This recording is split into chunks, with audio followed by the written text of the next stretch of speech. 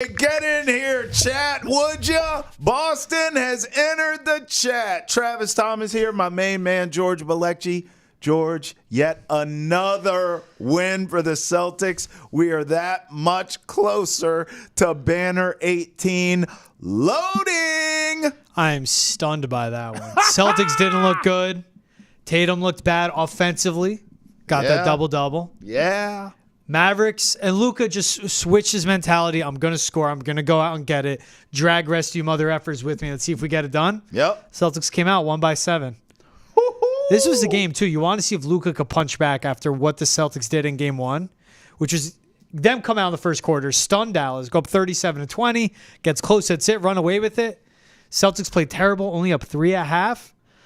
Come out with this one, 2-0 lead over the Mavericks. Mavericks, this is not the Dallas team we saw the first 3 rounds of the playoffs. No. Especially the Dallas team we saw against the Thunder and respond and take out the T-Wolves in 5. Bro.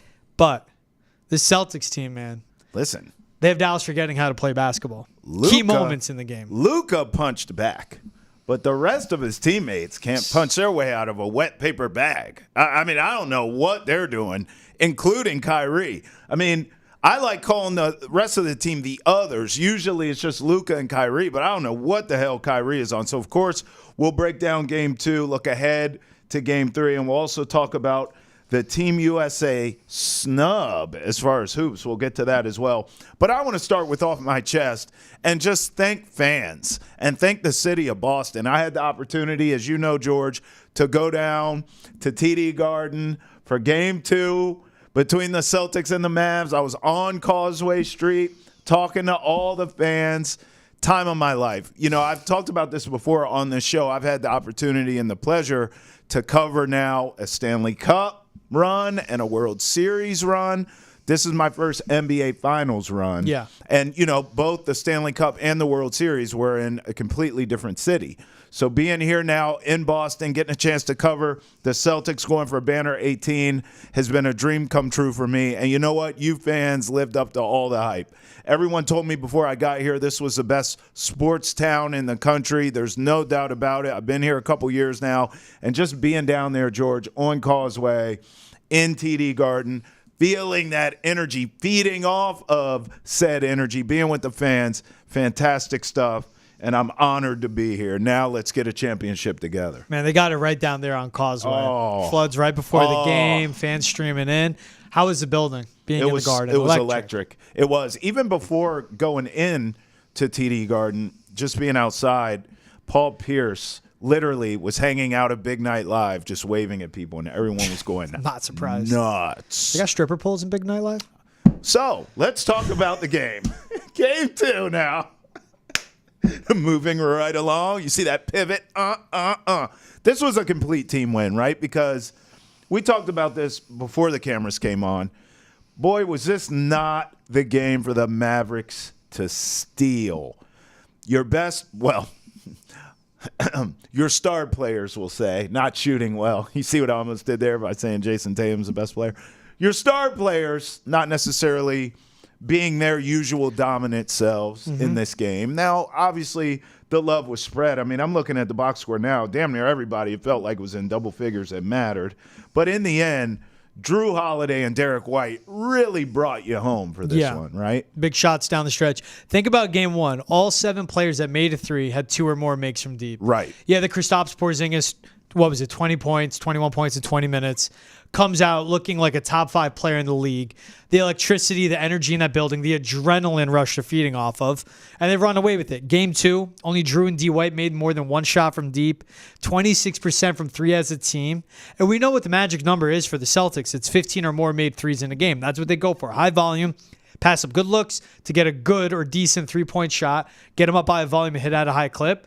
Didn't even come close to that. Dallas out-rebounded them, outscored them in the paint. Luka had 32, 11, and 11. Woo. Still had a bunch of turnovers with him. Yeah. Kyrie, though, didn't show up, but this is what you want to catch if you're Dallas for the Celtics. Yeah.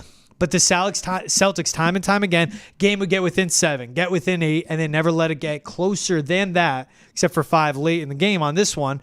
But this was the bad game for the C's. They have that one letdown a series. even going against the Pacers. But Dallas couldn't capitalize. And it's big. Luka came out and did what he had to do. Came out aggressive in the first half. He had 20 points in his first 12 minutes. Kept going for that 1 foot fade away, find an inch of space, get his shot up and dropping it, and keeping up with them. But still, the ball movement was static. Derek Lively was still a non-factor. They didn't get their first lob until like 2 minutes left in the first half. Yeah. It's the Celtics defense Yep. where they don't need a blitz. They trust their guys one-on-one because, of course, it's Drew Holiday, Derek White, Jaylen Brown, and your worst defender is Jason Tatum, who handles his own, or Sam Hauser and Al Horford, who get it done. But you could trust them one-on-one, and it's the size that scares Kyrie. Then it's your strength and physicality that throws Luka Doncic off his game. And since they're not doubling and not blitzing, they don't have to. There's no space on the corners to create any threes on that either. So they're taking the role players out of it. And Luka tonight, this game was like, I will go out and get mine. I will score. And he got to that, but then just absolutely hit a wall in the second half, gassed. Him and Kyrie, 5 for 16 from the floor in the second half, 3 for 11 in the fourth. Listen, you gave a lot of credit to the Celtics defense, and they deserve it. But some of this is these other guys just stink. And I told you coming into the series that I felt like the supporting cast of the Mavericks was not good enough to beat the Celtics in a series. If your game plan is Luka's going to get his, Kyrie, at this point, I thought coming into the series, Luka and Kyrie will get theirs. We got to shut everyone else's water off. What I'm seeing is that game plan coming to fruition. But look, some of it's defense on Kyrie, no doubt about it. I mean, we've seen him get flustered from Drew Holiday and Jaylen Brown and others. But in the end, I got to tell you something. I just think he has to get the hell out of Boston. I really do. I think we're going to see a complete. We'll see if Dallas does anything for him. I have to believe it is, George. Like, this guy, he has been a nightmare these first couple games in Boston. And, of course, the fans are loving that. I mean, his reception being introduced was fantastic. The boos raining down on him. We understand that. And don't even get me started on all the profanity I heard and even the shirts with bleep Kyrie on them that I saw down there. But in the end, he is playing like absolute trash. So I get it. The defense is doing a great job on him. But Kyrie has great defense on him all the time. He's one of the best players in the league. So you can't tell me that the defense is what's causing what we see. It's a part of it. I think Kyrie is playing like absolute trash.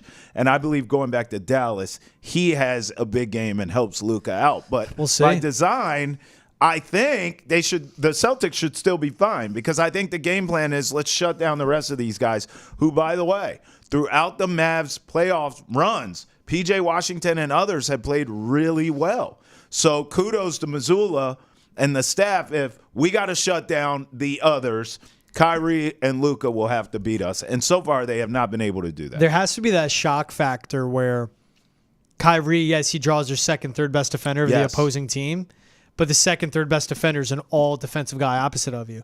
Because it's Jaylen Brown picking up Luka Doncic, whether at full court or half, and it's him and Drew Holiday primarily on him. But we've seen when Kyrie was on Drew, it's his strength there, punching the ball out from his handles, who's one of the best ball handlers in the league. Same thing with Jason Tatum, where Kyrie trying to work him and work late into the shot clock, and Tatum again with the active hands, forcing a turnover, forcing a steal. And he'll drive by and get his every once in a while, but there isn't the consistency there, the space.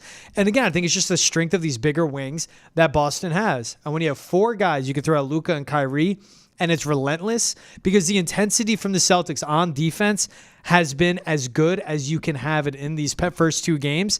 That wears on him after a while. And again, he doesn't have space to even work with and create because they're not doubling him. They don't have to. But also they are starting to sag off a little bit, letting Derek Jones, daring him to shoot, daring P.J. Washington to shoot. And it all adds up in the end on this one.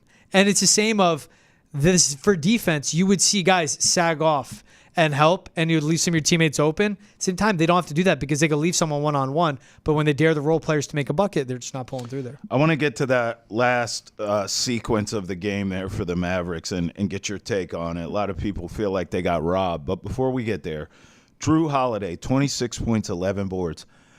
It did not feel like we were watching a 26-point performance. It was so quiet, so understated. He's just on such 14 a shots, champion, isn't he? Yeah. It's efficient. 11 for 14 from the floor. pulling down rebounds just like big time. Yep. Hitting corner threes Defense when they we need talked them. about. That's what it is. And like that's the depth of this team too. It's him and Derek White both playing phenomenally well, getting stops, getting blocks down the stretch, right? But that's what it is. Like he finished with 26. You're like, damn, Drew got 26? Right. It's how deep this is. And then still getting 12 points off the bench for Porzingis. We'll get to that too. Yeah. And Joe Mazzulla like literally just letting him hang in there. Like, Let's get to it now. no, but Because we feel away. I don't want to overtalk on Drew. All right, fine. We know Drew's great. Here's your flowers, Drew. Now the Porzingis nonsense. Okay, so we both saw him we all saw him get tweaked. It looked like he hit his leg, right? It was him and PJ Washington Yes. going for a rebound. Yes. Nothing crazy there. Nothing just both crazy. playing tough. Right. And you even called you like, was that a foul? We're like, no, it's just them playing hard. Yes. You're like, all right, Porzingis got to be a little tougher than that. Well, Tweaked he his, got up- re-aggravated his right Yes. foot. Something. Something. He got up slow, started moving ginger. Laboring, and breathing then, heavy. I mean, he's just in the game. And we're like, Joe, you got to take a timeout, brother. You got to get this guy out of here. They did not. And it's him jogging to the corner, bending over, Yeah. hands on his knees, He was breathing, hurting. wanting no part of it. Yeah. And you see him limping. And then it really, all the eyes in TD Garden, everyone watching, was on Porzingis for this sequence. That's right. However long it was. And then eventually the timeout's calling these subs him out. Now, Mazzulla came out and said he has zero concern about Porzingis playing in Game 3. Joe's also a liar. So, like, I don't take anything that he says. But it's like, what were you waiting for? Right. And then you realize how much he has on his right foot. Taped ankle, brace, leg sleeve. And the way he injured his right leg was when he twisted his left ankle. That's right. In their series against the Heat, overcompensating, pushing, strains his calf. That's right. What is Mazzulla waiting for in that part? Yeah. Because as deep as this team is, what Porzingis does both ends of the floor, and keep in mind, still 4 for 7 from the floor, 4 rebounds, 2 blocks, just protecting the rim, taking away that airspace, taking away the lob threat. Like, but what were you waiting for, Joe? Like, what were you waiting for? And the Mavericks, rightfully so, making sure to hunt Porzingis in that. Of course. And go after him, challenge him, right? But what is Mazzulla waiting for? I get it. You don't call timeouts. You call a timeout when that happens. Because how he injured it was when you left him in a game back in the first round. That's right. What are you doing? I know. You haven't learned your lesson. That's pretty obvious to me. But, hey, Game 3, Wednesday night, dude has time to rest. No doubt about that. Real quick, Drew Holiday, too. 26 points, 11 rebounds. Yeah. Got to harp on him finishing up with a double-double. Yep. Third on the team in minutes, Crazy. but played so good. Championship player. And that's the guy what that it looks comes like. in. Yeah. Right? That's what it looks like. All right, let me ask you this, because you know everyone's going to be talking about this today. The end of that game from last night. I mean, to me, it looked like Jaylen Brown pushed, Derek White on the block, got hands, no call. You and I are watching the game together. We both went, oh, foul. Five-point game, 50 seconds left. No whistle? All right, I guess. Because you even see a play with that much activity around the rim, and those guys run a full sprint. You know a foul is in there. Of course. And it was even, people are saying the rim blocked P.J. No. Washington. It's Jaylen Brown's hand on P.J. Washington's back, pushing him forward. And then it is with Derek White, hand first hitting his hand. That's right.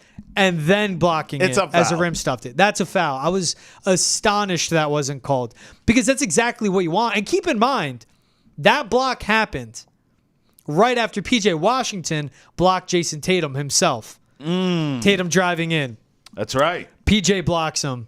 And then that happens on the other end of the floor. But you're like, what is going on here? I think it was definitely a foul. If anyone says otherwise, I mean, it's fine. It benefits the Celtics. Look, it happens. Because he goes to the free throw line. If he hits 2, Yeah. 103, 100, 50 Right. seconds left. Right. And then the pressure gets back on. But then again, credit to the other end. Because Tatum gets blocked. Then Jaylen Brown and Derek White are in on the defensive play on the other end.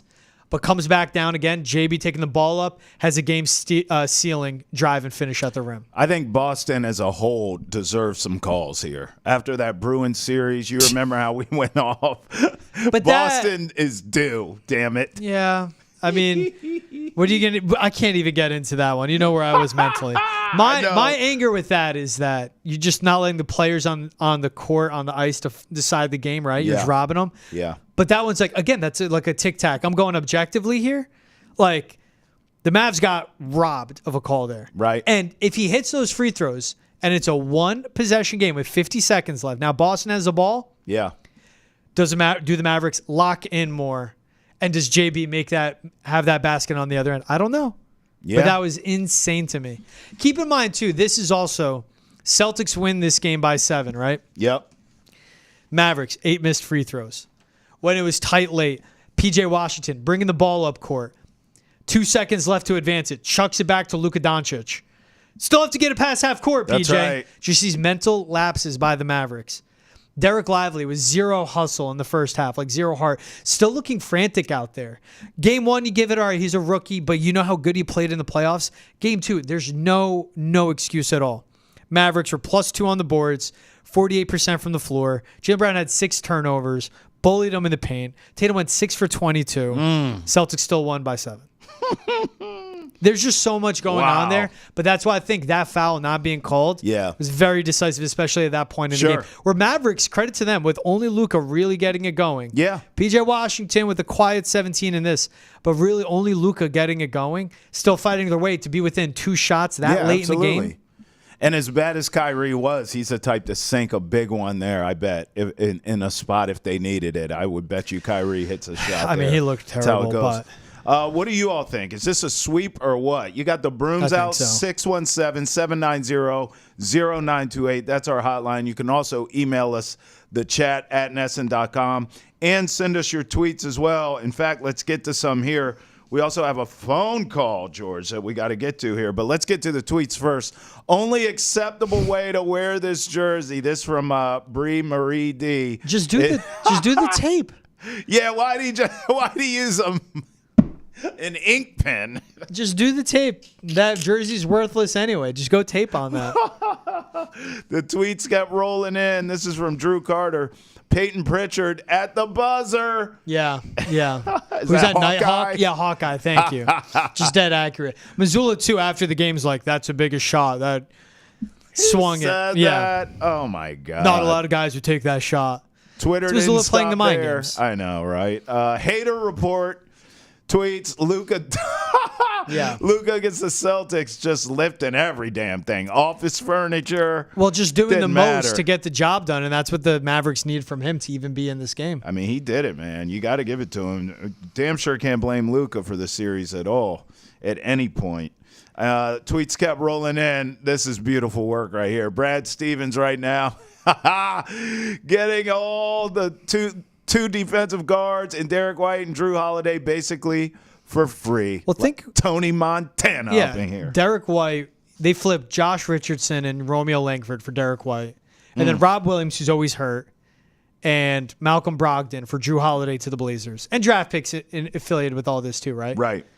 But yeah, he got 2 guys that were the best for the Celtics tonight. Their 2 best players tonight. Yeah. Got him for Josh Richardson, Romeo Langford, Malcolm Brogdon, and Rob Williams. Rob Williams, who was great here as a Celtic. He was. Never healthy. It was shrewd business. And he got Drew Holiday. Again, I just want to say this. A 6-time all-NBA defensive player. About to win his 2nd NBA title. Olympic gold medalist. Yep. For that. And Derek White, who's I'm going to keep cutting you off on purpose here, Trav. I mean, for those you watching, preaching. you see. You're preaching. Derek White for Josh Richardson and Romeo Langford. Lord have mercy. All right, I'm done. Okay.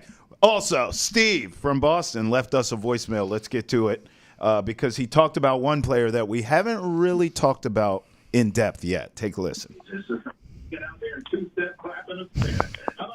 Hey, my name is Steve. I'm from Boston. Why is everybody ignoring Jason Tatum? I'm really not a Tatum fan, but he is doing so many of the little things as far as rebounding, assists, keeping things calm when they need to be calm, and then hitting a shot when they need him to hit a shot. Mm-hmm. I know he hasn't been a scoring machine like he normally is, but he's been doing a ton of the little things that help teams win, and he's getting no recognition for it. There it is. Tatum, 18 points, 12 assists in the Game 2 win. Your thoughts? His ball movement was good, especially around the rim early in the game, but his shot selection was terrible. And when the shot's not there, still chucking up threes.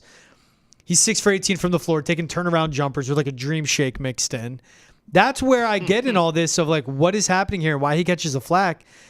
And for him, down the stretch was just not around for the team.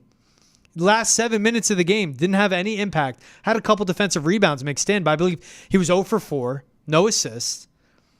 One dunk was stuffed by the rim. Another dunk blocked by P.J. Washington that almost led to a shot that would have made a one-possession game on the other end. Right. But he just looks shaky. He looks shook compared to Drew Holiday, to Derek White, to Jaylen Brown, who are so poised. Now, defensively, he's still getting it done. Like, I understand where Steve's coming from and why is he getting all this hate. But this is also a guy that's always talked about in that top 5, top 7 conversation in the NBA. Yep. Pushed by the league to be the face of the league, right? The face of this team. You see it everywhere in the marketing, all across the city. A Jordan Brand athlete. Like, all this adds up.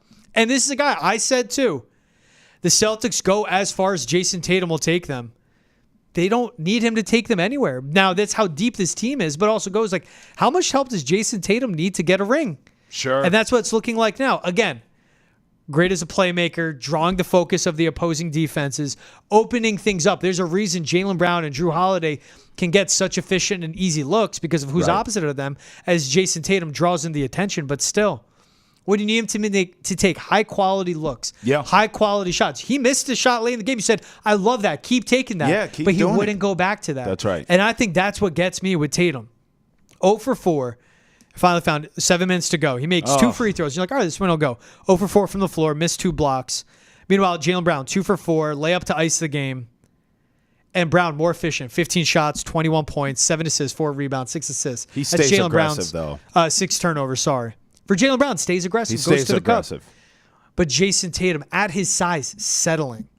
That's what it is, too. I mean, look, he went to the cup way more than I've seen him do lately in game 2, so I'll take that. 27% from the floor, 1 for 7 from That's 3. what you're alluding to when I said just keep doing it. He wasn't having success, but he at least was aggressive enough going to the basket for once. I still just think we, the people, have to get used to this particular championship team. We're so used to an alpha taking a team, putting it on its back, and going and winning like Luka's doing for the Mavs right now. We're used to seeing that from our champions. That is not the case with the Celtics team, and that is not the case with Jason Tatum. They are a quintessential team by every definition of the word. And Jason Tatum fits that. The personalities of all these guys, including Jaylen Brown, fits that.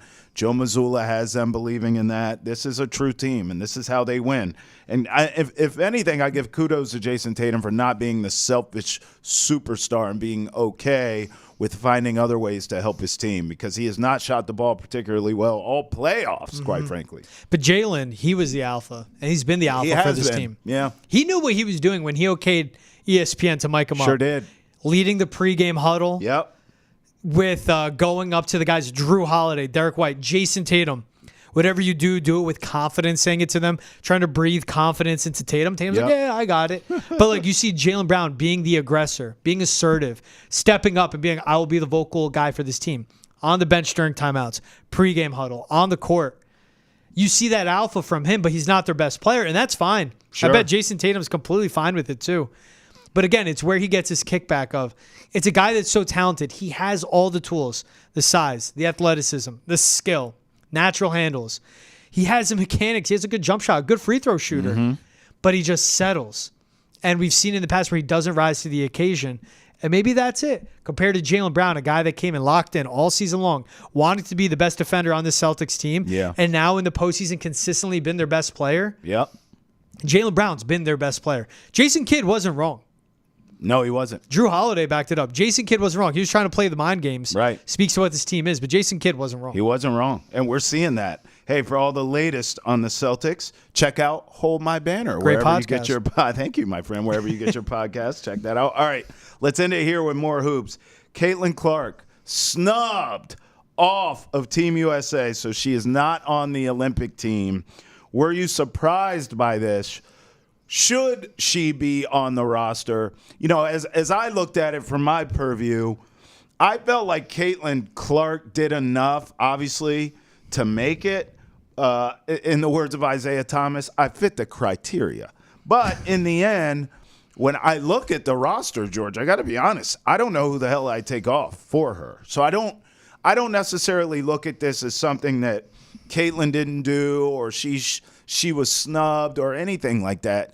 It gave me faith in that not everything is made decision-wise about marketing and popularity. If anything, when it just comes down to hoops, There was no one on the roster that I would take off for Caitlin Clark, even though I felt like she had done enough to make it. Does that make sense? The only one I can think of you would take off is Chelsea Gray because she hasn't played this year. She's been dealing with an injury from last year in the finals. But let's say she's good to go for the Olympics, and you go, we're going to put Caitlin Clark in. Then you're losing an elite defender and someone with Olympic experience because of the 8 women that made this roster, 8 of them have Olympic experience. Right. Nafisa Collier, Chelsea Gray, Brittany Griner, Jewel Lloyd, Brianna Stewart, Diana Taurasi, Asia Wilson, Jackie Young. None of them are younger than 26 years old. So there isn't any rookie that made this. And keep in mind, the Olympic practices, the Olympic tryouts and training camp, that happens at the same time that the college basketball has their Final Four. Right. So obviously Caitlin Clark couldn't make it. The one thing I draw to is that Caitlin Clark is averaging almost 17 points per game. That's 13th best in WNBA. Yeah. Jackie Young, 10th best scoring average. Diana Taurasi, 15th. Brianna Stewart, 7th. Kelsey Plum, 9th. And you're not replacing Stewie with Clark, completely different players. Jewel Lloyd, 6th. Sabrina Ionescu, 11th in points per game with almost 18 a game. Kalia Cooper, 3rd. Nafisa Collier, 4th. And Collier plays in Turkey. Chelsea Gray played in Turkey. Jewel Lloyd played in Spain. International experience. Because when you get on the Olympic stage, it's even more physical than the WNBA. Absolutely. So I'll look how it's slotted out. This team, and keep in mind, what are they about to get? Their 8th, 9th straight Olympic gold medal. That's crazy. Diana Taurasi's a 5-time Olympian now. Crazy. Going to get her 5th gold. They're winning this without her. They don't need her. But I understand the people saying if you want to keep pushing the game and get the eyeballs on it, you put someone on like Caitlin Clark. Because keep in mind, top 9 attended games in the W this season, all Fever games. Top 4, Fever road games. So there is the attention you get from Caitlin Clark. But I don't know who you take off of this when you look at those stud players. That's why I was actually encouraged by it. Even though I felt bad for her, it was like, okay, so not everything is made around marketing and popularity. Great, because all the women on this roster are deserving of it. And the other thing, too, that you said I think is very well said of, look, okay, she didn't make this team. She's going to have plenty. She's going to have plenty of this in her lifetime, in her career. It's the same way when everyone talks about the physicality. Like, oh, well, what are we going to do? We have to protect Caitlin. No, you don't. Like, she's going to be fine. Yeah. A, she's tough. And B, once she gets off seasons and strength and conditioning programs of the WNBA, she's going to get bigger, faster, stronger. She's going to be just fine. I feel the same way with Team USA. She's going to have more cracks at this. She's going to win gold medals. It's going to be all good. It's not the end of the world. She's going from a national championship run to playing 40 games in the W. Right. She needs a break from basketball. The Olympic exposure, I get it, but you're learning the physicality of the WNBA game. When you get to the international stage, it only goes more. Just take this rest that you'll get during an Olympic break, then finish off the W season for you, then go into the offseason, build your strength. Because defensively, she would be a liability for this team. Yeah. They certainly don't need the scoring. Now, her playmaking ability, I'm not going to argue that at all. Of course. Her shooting ability from 3, same thing. Yep. She's averaging almost 6.5 assists per game, and she's a great passer, great creator for the players around her.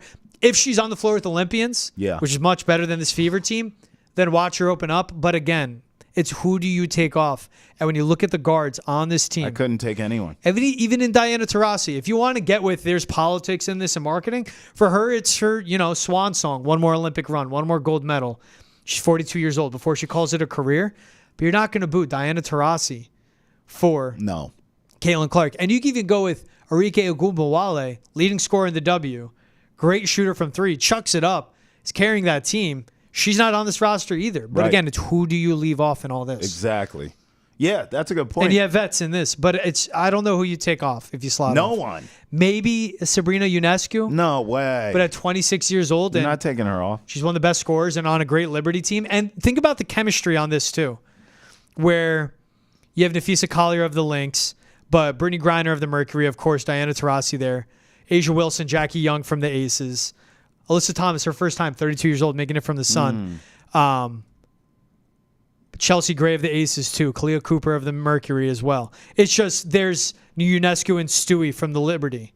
There is pre-existing relationships within this team, and that chemistry matters when you go on the international stage.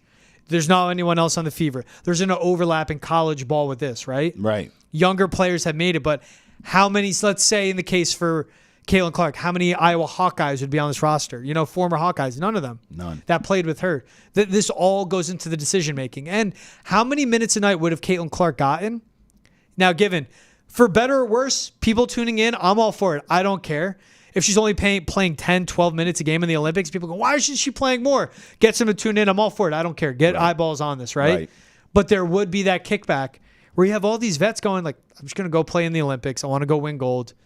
And it probably was something to it of like that kickback they would have gotten from the public going into decision-making as well. And you said it. 2028, she'll be on the Olympic roster. She's going to have plenty of opportunities. So George and I do not believe this was a snub. What say you? 617-790-0928. That's our hotline. Make it bling. Also, email us, the chat at nesson.com. Send us your tweets. You see, we get it to you. We'll talk about it all in the next. Boston has entered the chat for Travis Thomas, George Balecki. Till the next time, officially, you're going sweep now, right? That's official from you? From the guy that said Mavericks in 6? Sweep? Yeah. He's waving the white flag. At worst, it's Celtics in 5. You know me, I want a sweep. I think Mavs win game 3, actually. That's nuts. Hey. There's no magic in Dallas, man. This was the shot for the Mavericks. How bad the Celtics just played. This was it. All right.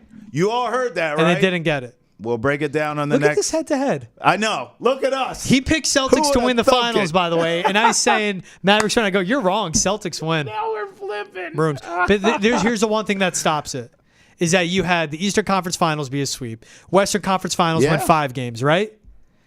If the finals are a sweep, Adam Silver's picking up the phone. Oh. I need 5. Oh. If you could get me 6, give me 6. Give me 5. Ooh. Is Adam Silver. I can't wait to hear the voicemails from that, so make sure you leave them for us. 617-790-0928. The chat at nesson.com. Tweet us. Do it all. Till next time, Boston has entered the chat. Peace.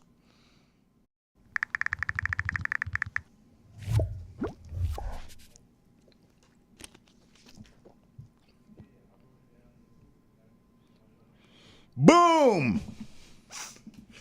All right.